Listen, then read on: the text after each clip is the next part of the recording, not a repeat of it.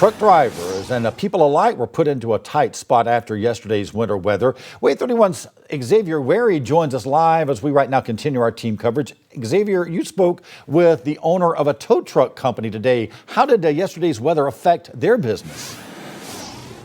Chris, I spoke with Mike Sadler, the owner of Mike's Trucking Service, and just like many other towing companies out here in North Alabama, Mike and his crew, they were absolutely swamped with calls as a result of that winter weather that we all experienced yesterday. And I called just to talk and check with him earlier today around noon. He says at that point they were still trying to recover from calls that they were taking last night.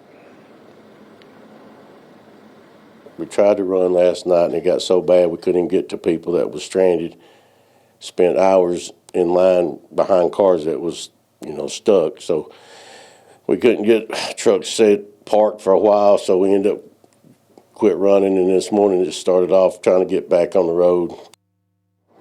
Sadler emphasized to me events like this happen with no warning of severe weather coming our way. He's owned this trucking company for 25 years and says not being able to prepare for dangerous driving conditions, well, that is what creates the chaos. And he says usually roads are closed, salted, and prepared in the event of snow and ice. And earlier today I asked Sadler, I said, what advice can you give drivers in the event that they are caught on a road in the situation that we had to experience yesterday? He says at that point there's not really a whole lot you can do as a driver. He says the best thing to do is to just pull over and wait it out. But for now, reporting live in Huntsville, Xavier Wary, WAAY 31 News. You know what, Xavier? I was out last night shooting some video over at the base, the Bailey Cove end of Cecil Ashburn. I saw police turning a lot of cars away, folks trying to get up that mountain.